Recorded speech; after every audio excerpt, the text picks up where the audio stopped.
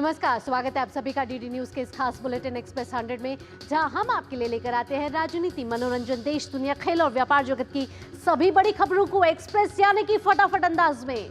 मैं हूं आपके साथ भावना नैयर, तो देखिए खबरें तेज रफ्तार से। एक देश एक चुनाव पर जेपीसी के गठन का प्रस्ताव आज लोकसभा में पेश होगा। कानून मंत्री अर्जुन राम मेघवाल जेपीसी के गठन का प्रस्ताव रखेंगे। समिति में लोकसभा के 21 सांसद शामिल हैं। बीजेपी सांसद पीपी चौधरी इस जेपीसी के अध्यक्ष होंगे। इसमें पूर्व केंद्रीय मंत्री अनुराग सिंह ठाकुर और नवनिर्वाचित कांग्रेस सांसद प्रियंका गांधी वाड्रा जैसे प्रमुख नाम भी शामिल हैं। संविधान निर्माता बाबा साहब भीमराव अंबेडकर की विरासत पर संसद में बवाल मचा है। आज भी इस विषय पर हंगामे के आसार हैं। राज्यसभा में दिया केंद्रीय गृह मंत्री अमित शाह के बयान का एक अंश निकालकर कांग्रेस संसद में हंगामा खड़े करने की कोशिश कर रही है। पीएम मोदी ने अंबेडकर को लेकर कांग्रेस के गुनाहों को गिनाते हुए लिखा, अंबेडकर को एक बार नहीं बल्कि 2 बार चुनाव में हराया। पंडित नेहरू ने उनके खिलाफ प्रचार किया और उनकी हार को प्रतिष्ठा का मुद्दा बनाया। लोकसभा में आज गोवा विधानसभा में अनुसूचित जनजातियों के लिए सीटों का पुनः समायोजन विधेयक 2024 पर आगे की चर्चा होगी। इस विधेयक का उद्देश्य गोवा में जनजातीय समुदायों को प्रभावी लोकतांत्रिक प्रतिनिधित्व सुनिश्चित करना है। लोकसभा में जलमार्ग मंत्री सर्बानंद सोनोवाल माल ढुलाई से जुड़ा the bills of lading bill 2024 और समुद्री मालवाहक अधिनियम 2024 पर चर्चा का प्रस्ताव करेंगे। पेट्रोलियम मंत्री हरदीप सिंह पुरी तेल क्षेत्र विनियमन तथा विकास संशोधन बिल 2024 सदन में सामने रखेंगे। राज्यसभा में वित्त मंत्री निर्मला सीतारमण बैंकिंग कानून संशोधन बिल 2024 को पास कराने का प्रस्ताव रखेंगी। केंद्रीय गृह मंत्री अमित शाह आपदा प्रबंधन संशोधन विधेयक 2024 सदन के विचार के लिए रखेंगे। यह बिल लोकसभा में पास हो चुका है। केंद्रीय गृह मंत्री अमित शाह आज नई दिल्ली में एक उच्च स्तरीय सुरक्षा बैठक की अध्यक्षता करेंगे, जिसमें महत्वपूर्ण सुरक्षा मुद्दों और विशेष तौर पर जम्मू कश्मीर की सुरक्षा की स्थिति पर चर्चा की जाएगी। इस बैठक में जम्मू कश्मीर के उपराज्यपाल मनोज सिन्हा और अन्य वरिष्ठ अधिकारी शामिल होंगे। बैठक का उद्देश्य जम्मू कश्मीर में शांति और स्थिरता सुनिश्चित करने के लिए रणनीतियों की समीक्षा करना है। मुंबई नेवी बोट क्रैश मामले में नौसेना के स्पीड बोट के ड्राइवर समेत अन्य आरोपियों के खिलाफ एफआईआर दर्ज की गई है। मुंबई की गेटवे ऑफ इंडिया से एलिफेंटा जा रही नाव हादसे का शिकार हो गई थी। हादसे में 13 लोगों की मौत हो गई है। मृतकों में 10 नागरिक और 3 नौसेना के जवान हैं। 101 लोगों को सुरक्षित बचा लिया गया है। मुख्यमंत्री फडणवीस ने बोट हादसे में मृतकों के परिजनों को 5-5 लाख रुपए की आर्थिक सहायता घोषित की है। उन्होंने बताया कि इस घटना की विस्तृत जांच होगी। नौसेना के साथ पुलिस भी मामले की जांच करेगी। बीजिंग में भारत और चीन के बीच संबंधों में सुधार और सीमा से जुड़े मुद्दों पर सकारात्मक बातचीत हुई है। एंटोनियो गुटेरेस ने भारत और चीन के बीच संबंधों में सुधार और सीमा से जुड़े मुद्दों पर सकारात्मक कदम उठाने के लिए नए समझौते का स्वागत किया है। राष्ट्रीय सुरक्षा सलाहकार अजीत डोभाल और चीन के विदेश मंत्री वांग यी की बैठक में कैलाश मानसरोवर यात्रा फिर से शुरू करने, सीमा पार नदियों और सीमा व्यापार पर आंकड़े साझा करने सहित कई मुद्दों पर सकारात्मक दिशा निर्देश दिए गए हैं। संभल में बिजली विभाग ने कड़ी कार्रवाई करते हुए आज सपा सांसद जियाउर रहमान के घर छापा मारा है। सुरक्षा के लिहाज से संभल में बड़ी संख्या में पुलिस बल तैनात है।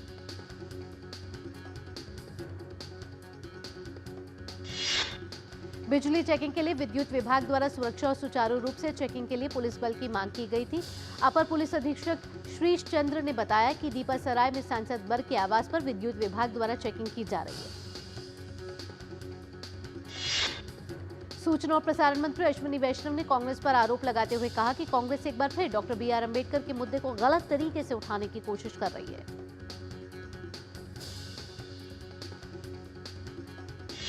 और इस वक्त की बड़ी खबर पर नजर डाल लेते हैं। जम्मू कश्मीर से खबर आ रही है, कुलगाम मुठभेड़ में 5 आतंकियों को ढेर कर दिया है सुरक्षा बलों को। तो सुरक्षा बलों को इस समय मिल रही है बड़ी कामयाबी। जम्मू कश्मीर से बड़ी खबर, जहां कुलगाम में 5 आतंकवादियों को ढेर कर दिया है। सुरक्षा बलों को बड़ी सफलता मिली है। आतंकवाद के खिलाफ ये बड़ी कार्रवाई हुई है। काफी समय से सुरक्षा सर्च ऑपरेशन चल रहा था, जिसके बाद सुरक्षा बलों को बड़ी कामयाबी मिली। सुरक्षा बलों ने इलाके की घेराबंदी की। तलाशी अभियान अभी भी जारी है, जिसमें 5 आतंकवादियों को ढेर कर दिया है। कुलगाम से बड़ी खबर, जम्मू कश्मीर के कुलगाम से बड़ी खबर, जहां आतंकवाद के खिलाफ बड़ी कार्रवाई की गई है सुरक्षा बलों के द्वारा, और सुरक्षा बलों को मिली है इस समय एक बेहद ही अहम सफलता ये मिली है कि 5 आतंकवादियों को ढेर कर दिया गया है। कई और आतंकवादियों के फंसे होने की आशंका जताई जा रही है। सर्च ऑपरेशन अभी भी जारी है। कुलगाम जिले के कद्दर इलाके में मुठभेड़ हुई थी। मुठभेड़ में सुरक्षा बलों और आतंकवादियों के बीच ये मुठभेड़ हुई, जहां सुरक्षा बलों को बड़ी सफलता मिलते हुए 5 आतंकियों को ढेर कर दिया। इस समय सुरक्षा बलों ने सर्च ऑपरेशन और अभी भी जारी है। कई और आतंकवादियों के छिपे होने की आशंका जताई जा रही है। आगे भी आपको इस पर जुड़ी तमाम जानकारी आगे भी देते रहेंगे, लेकिन इस वक्त की अहम और बड़ी खबर यह आ रही है, जम्मू कश्मीर के कुलगाम के कद्दर इलाके में मुठभेड़ हुई है सुरक्षा बलों और आतंकवादियों के बीच में, जहां सुरक्षा बलों को कड़ी कार्रवाई के बाद बड़ी सफलता मिली और 5 आतंकवादियों को ढेर कर दिया है वहां के सुरक्षा बलों ने। कई और आतंकवादियों के फंसे होने की आशंका अभी भी जताई जा रही है और कुलगाम जिले के कद्दर इलाके में मुठभेड़ अभी भी जारी है। सर्च ऑपरेशन चल रहा है, लेकिन फिलहाल की खबर यह है कि 5 आतंकवादियों को इस समय सुरक्षा बलों ने ढेर कर दिया है। और आपको बता दें कि जम्मू कश्मीर के कुलगाम से ये बड़ी खबर इस समय आ रही है, जो आतंकवादियों और सुरक्षा बलों के बीच में मुठभेड़ चल रही थी। मुठभेड़ में 5 आतंकवादियों को सुरक्षा बलों ने ढेर कर दिया है और आतंकवादियों के खिलाफ बड़ी कार्रवाई करते हुए सुरक्षा बल इस समय की बड़ी खबर जम्मू कश्मीर से आती हुई, कुलगाम से आती हुई, कद्दर इलाके से, जहां सुरक्षा बलों और आतंकवादियों के बीच लंबी मुठभेड़ चढ़ी और उसके बाद सुरक्षा बलों को बड़ी सफलता मिलते हुए 5 आतंकवादियों को ढेर कर दिया है। आगे भी आपको जानकारी देते रहेंगे। कद्दर इलाके का ये मुठभेड़ हुई है, जिसमें सुरक्षा बलों को बड़ी सफलता मिलते हुए 5 आतंकवादियों को इस समय सुरक्षा बलों ने ढेर कर दिया है और भी आतंकवादियों के इस समय छुपे होने की खबर बताई जा रही है, जहां सुरक्षा बल इस समय सर्च ऑपरेशन कर रहे हैं और मुठभेड़ अभी भी फिलहाल जारी है। इलाके की घेराबंदी कर दी गई है, तलाशी अभियान चल रहा है।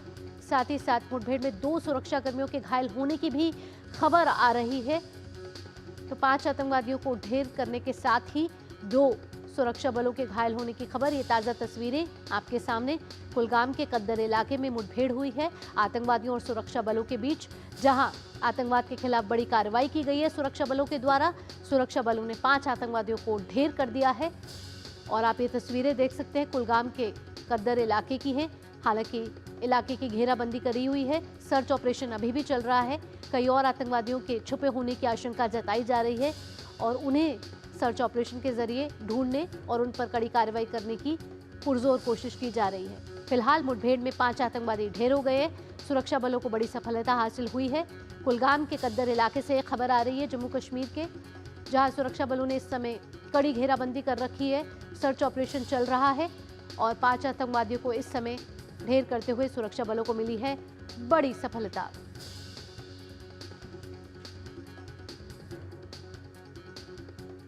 आतंकवादियों के साथ अभी भी मुठभेड़ जारी है।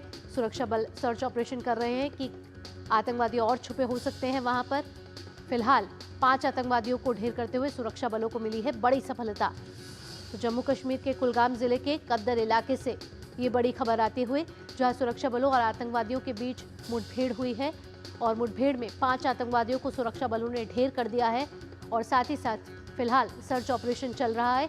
सर्च ऑपरेशन के साथ साथ सुरक्षा बलों ने पूरे इलाके की घेराबंदी कर दी है और सेना के बल इस समय सर्च ऑपरेशन करते हुए और आतंकवादियों के छुपने की आशंका जताई जा रही है और उन्हीं आतंकवादियों के साथ अभी भी मुठभेड़ जारी है और मुठभेड़ में फिलहाल 5 आतंकवादियों को सुरक्षा बलों ने ढेर कर दिया है।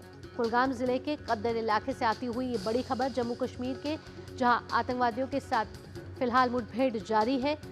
कुछ और आतंकवादियों के छुपे होने की खबर आ रही है, आशंका जताई जा रही है और इसके लेकर सुरक्षा बल सतर्क है। घेराबंदी कर दी गई है पूरे इलाके की। ताज़ा तस्वीरें आपकी स्क्रीन के सामने, जहां कुलगाम जिले के कद्दर इलाके में मुठभेड़ हुई है। 2 सुरक्षा बलों के घायल होने की भी खबर बताई जा रही है। साथ ही साथ 5 आतंकवादी ढेर कर दिए गए हैं। तो आतंकवाद के खिलाफ एक बड़ी कार्रवाई सुरक्षा बलों के द्वारा आज सुबह की ये बड़ी खबर जहां इलाके की घेराबंदी कर दी जा चुकी है। तलाशी अभियान जारी है, सर्च ऑपरेशन चल रहा है और भी आतंकवादी अगर छुपे हो सकते हैं उनको धर पकड़ने की कोशिश भरपूर तरीके से चल रही है।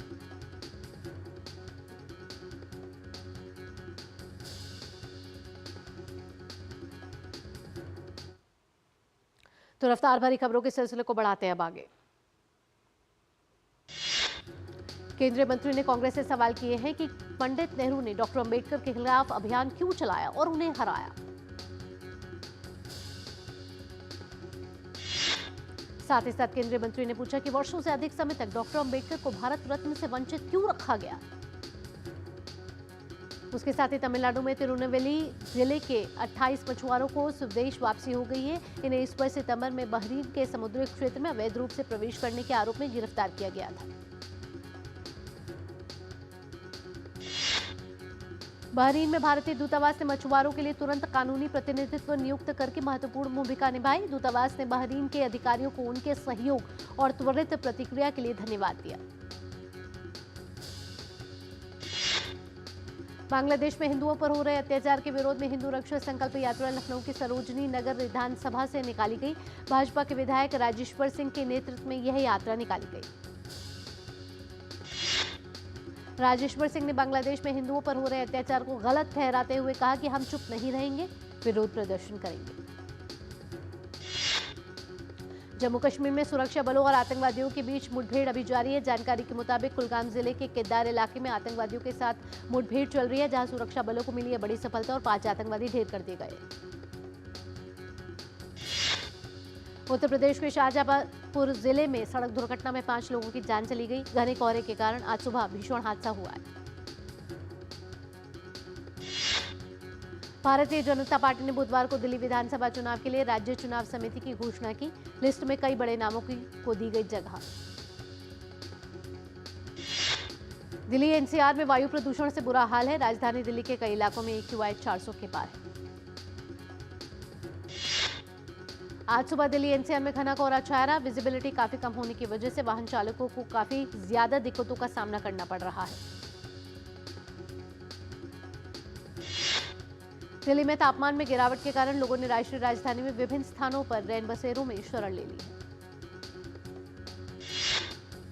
केंद्रीय मंत्री धर्मेंद्र प्रधान पुणे पुस्तक महोत्सव में शामिल हुए। पुस्तक महोत्सव में साहित्य और संस्कृति का अनोखा संगम देखने को मिला। गोवा में सेरेंडिपिटी आर्ट्स फेस्टिवल के 9वें संस्करण का आयोजन किया गया। फेस्टिवल में संगीत, नृत्य, शिल्प, पाक कला जैसे कला का कई रूप देखने को मिले। एनआईए ने हथियारों की तस्करी के मामले में 4 राज्यों के कई ठिकानों पर छापेमारी की है। ये छापेमारी बिहार में 12, नागालैंड में 3 तथा हरियाणा और जम्मू कश्मीर में एक स्थान पर की गई। ईडी मुंबई ने स्पेक्ट्रा इंडस्ट्रीज लिमिटेड और अन्य के खिलाफ बैंक धोखाधड़ी से जुड़े मनी लॉन्ड्रिंग मामले में मुंबई और औरंगाबाद में 9 अलग-अलग स्थानों पर तलाशी अभियान चलाया है। सीबीआई ने रिश्वत लेने के मामले में 7 कर्मचारियों को गिरफ्तार किया है। इनमें एक संयुक्त विकास आयुक्त, एक उप विकास आयुक्त और 2 सहायक विकास आयुक्त शामिल हैं। उत्तराखंड के मुख्यमंत्री पुष्कर सिंह धामी ने कहा है कि हमने तय किया है कि जनवरी 2025 तक यूसीसी से जुड़े सभी प्रकार की तैयारियां पूरी हो जाएंगी और इसे लागू कर दिया जाएगा।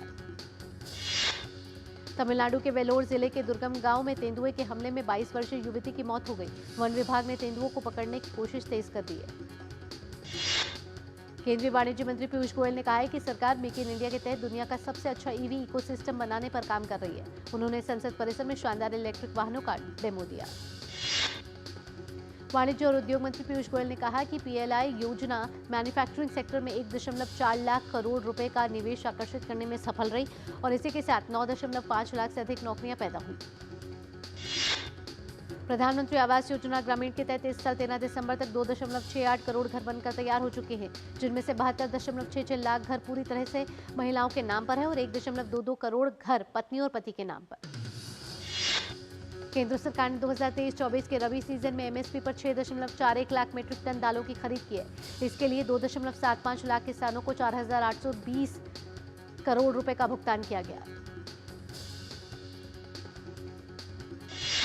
केंद्रीय उत्तर पूर्वी क्षेत्र विकास मंत्रालय में मंत्री ज्योतिरादित्य सिंधिया ने कहा है कि पिछले 10 सालों में पूर्वोत्तर के राज्यों पर मोदी सरकार ने फोकस कर इंफ्रास्ट्रक्चर में बहुत सुधार और विस्तार किया है। केंद्रीय संचार मंत्री ज्योतिरादित्य सिंधिया ने साथ ही कहा कि देश में पिछले 10 वर्षों में इंटरनेट डेटा की दरें काफी कम हुई हैं, जबकि इस दौरान मोबाइल ब्रॉडबैंड की औसत स्पीड 72 गुना से ज्यादा बढ़ी है। ज्योतिरादित्य सिंधिया ने लोकसभा में बताया कि मोबाइल डेटा की कीमत मार्च 2024 में 269 रुपए प्रति जीबी से घटकर अब 9 रुपए प्रति जीबी हो गई है, जो कि 96% की भारी कमी आई है। बाजार नियामक सेबी ने छोटे एवं मझौले उद्यमों के आईपीओ की प्रक्रिया को मजबूत करने के लिए सख्त नियामकीय ढांचे को दी मंजूरी। इसके तहत एसएमई कंपनियों के आईपीओ से जुटाई गई रकम का इस्तेमाल प्रमोटरों, निदेशकों और संबंधित पार्टियों के लिए गए कर्ज का भुगतान करने में नहीं कर सकेंगे। कर्मचारी भविष्य निधि संगठन और कर्मचारी राज्य बीमा निगम के सब्सक्राइबर्स जल्द ही ई वॉलेट के जरिए दावा निपटान राशि का कर सकेंगे इस्तेमाल। श्रम एवं रोजगार मंत्रालय इस परियोजना बनाने और सुविधा को व्यवहारिक तरीके से शुरू करने के लिए आरबीआई से कर रहा है बातचीत। ईपीएफओ के सेवानिवृत्ति नीति निकाय के 17.49 लाख सदस्यों ने नवंबर 2022 में शीर्ष अदालत के आदेश के बाद उच्च पेंशन के लिए अपने वास्तविक मूल वेतन पर अंशदान करने के विकल्प के लिए आवेदन किया। यहाँ रुकते हैं एक छोटे से ब्रेक के लिए, जल्द हाजिर होते हैं।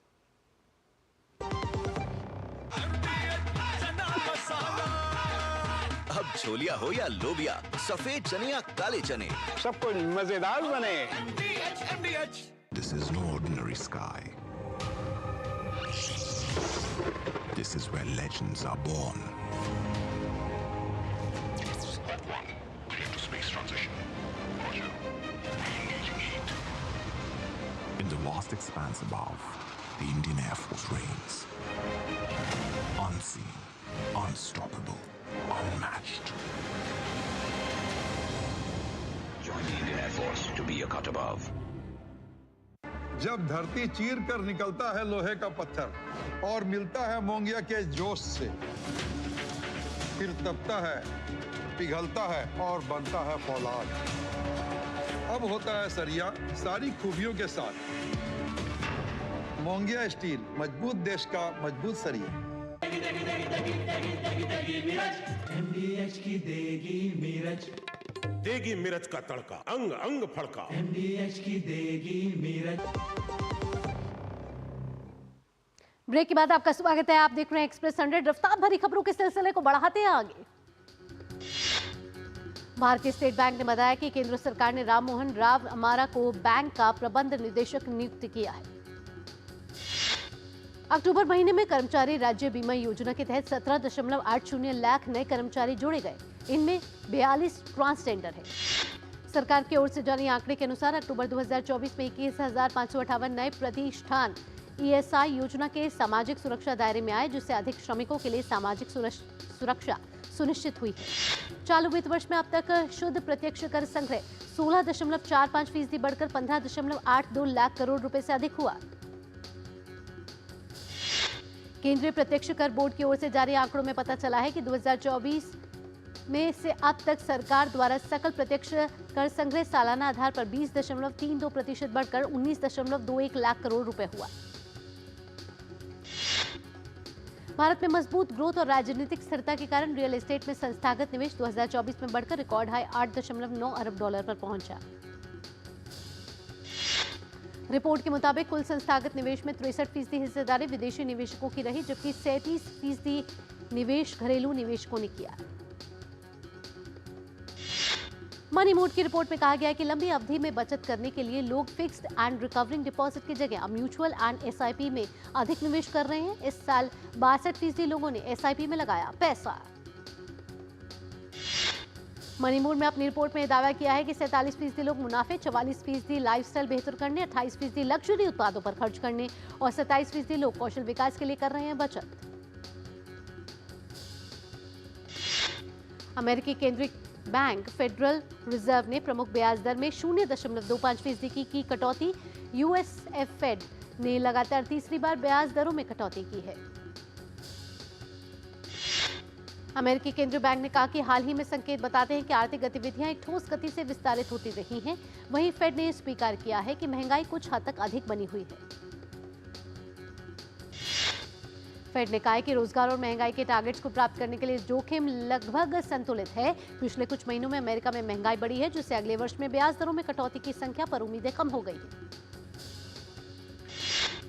अमेरिका के नवनिर्वाचित राष्ट्रपति डोनाल्ड ट्रंप ने कहा है कि भारत अमेरिका के उत्पादों पर ज्यादा शुल्क वसूलता है। उन्होंने बदले में भारतीय उत्पादों पर ऊंचा शुल्क लगाने की चेतावनी दी है, जिससे देश के नीति निर्माताओं पर दबाव बढ़ गया है। अमेरिका ने पाकिस्तान के बैलिस्टिक मिसाइल कार्यक्रम में योगदान देने वाली राष्ट्रीय विकास परिषद सहित 4 संस्थाओं पर कार्रवाई करते हुए प्रतिबंधों की घोषणा की। प्रतिबंधों को लेकर अमेरिका का कहना है कि एनडीसी पाकिस्तान के शाहीन श्रृंखला बैलिस्टिक मिसाइलों सहित बैलिस्टिक मिसाइलों के विकास के लिए जिम्मेदार है। अमेरिकी सुप्रीम कोर्ट टिकटॉक की अंतिम कानूनी दलीलें सुनने के लिए सहमत हो गया है और इसे अमेरिका में प्रतिबंधित या बेचा क्यों नहीं जाना चाहिए। अमेरिकी सरकार ऐप के खिलाफ कार्रवाई कर रही है क्योंकि उसका कहना है कि इसके चीनी राज्य से संबंध है। ऐसे लिंक जिन्हें टिकटॉक और उसकी मूल कंपनी बाइट डांस ने अस्वीकार किया है।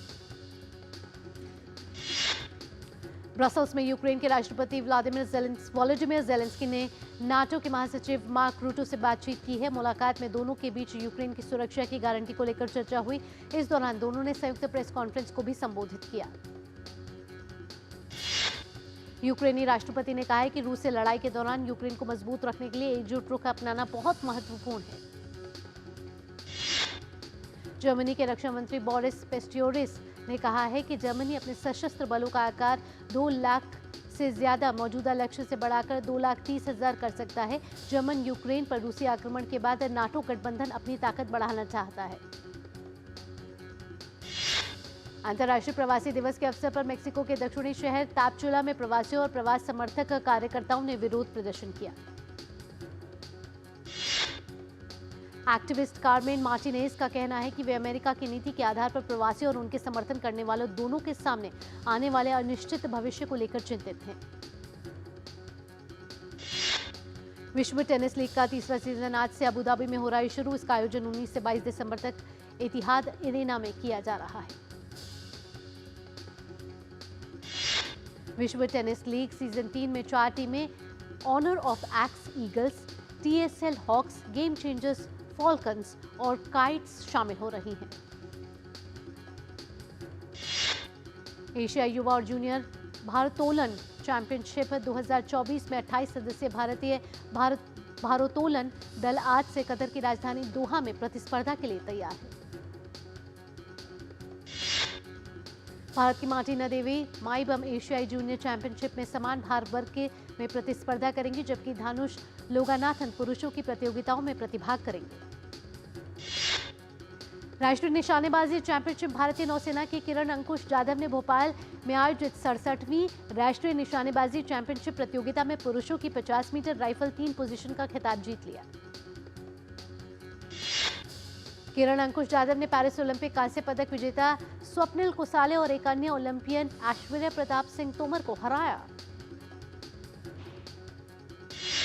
शतरंज के नए विश्व चैंपियन डी गुकेश ने आगामी विश्व रैपिड और बिल्ड्स चैंपियनशिप से अपना नाम वापस ले लिया है। विश्व रैपिड और बिल्ड्स चैंपियनशिप में अर्जुन एरिगैसी और आर प्रज्ञानंदा भारत का प्रतिनिधित्व करेंगे।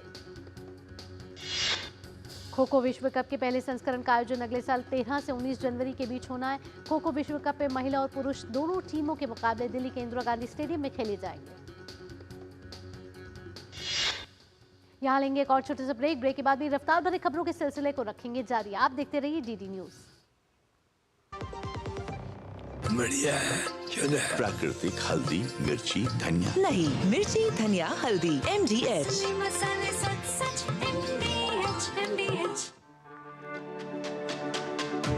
मेरी पसंद। मेरी पसंद। मेरी पसंद। मेरी पसंद।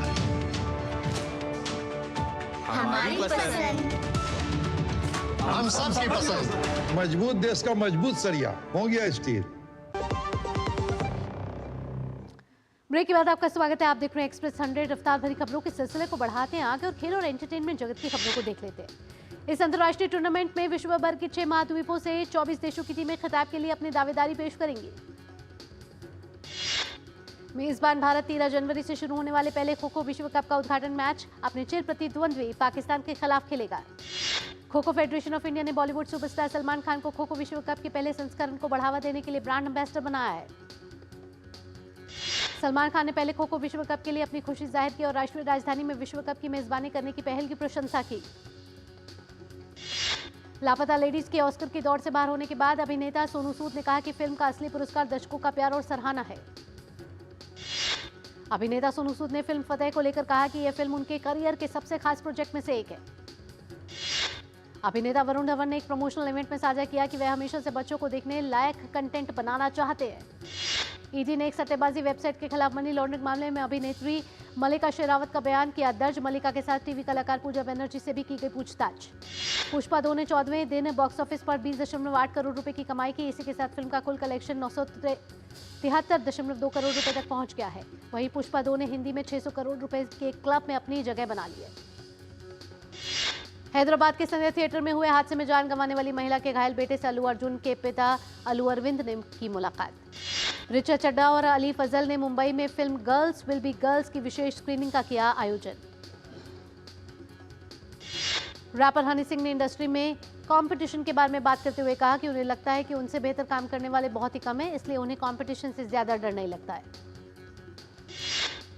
बांद्रा कुर्ला कॉम्प्लेक्स स्थित नेशनल स्टॉक एक्सचेंज में 3 दिवसीय सिने टॉकीज 2024 महोत्सव में भारतीय सिनेमा को राष्ट्रीय पहचान के साथ जोड़ने पर हुआ गंभीर विचार मंथन।